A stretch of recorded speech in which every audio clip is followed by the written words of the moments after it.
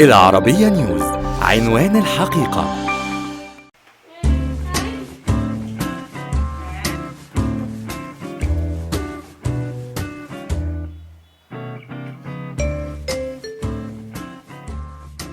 كان رمضان خلاص فاضل له يومين ويخلص.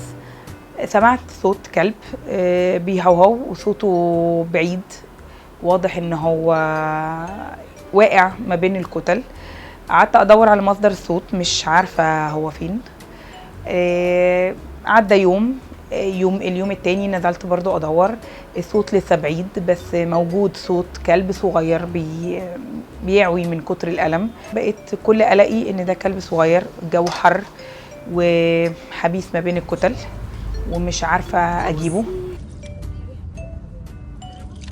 يلا تعال، شايف عينيه؟ في مجموعه شباب سمعوا بالموضوع، بدأوا يبعتوا بوستات على الفيس وان يتكلموا يا جماعه في كلب صغير واقع ما بين كتل في كليوباترا.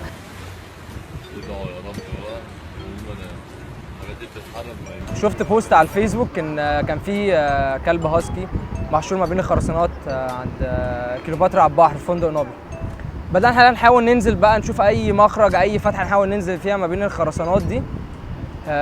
بدأنا نحفر بايدينا، لقينا ان ما بين الخرسانات مثلا الخرسانه تبقى كده وفي واحده تانية ساند عليها، تحت فيه زي ما يكون ممرات تانلز تحت مسنوده على صخر كبير.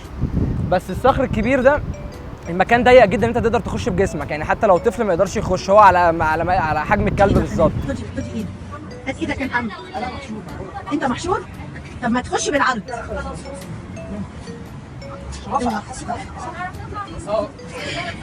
دلوقتي انا اخدت الكلب عندي في البيت، لان بالنسبه له احنا الناس اللي هو عارفهم حاليا، عارف ريحتنا وعارف صوتنا. هو كان بيعاني من صدمه شويه في التعامل مع البني ادمين او الثقه فيهم، فاحنا دلوقتي بدانا ان احنا نعوده يتعايش في البيت وان البيت ده امان ليه. بدانا واحده واحده ننزله الشارع، نرجعه المكان تاني، نرجعه على البحر، يبدا يفهم ان خلاص التجربه دي عدت ومش راجعه تاني.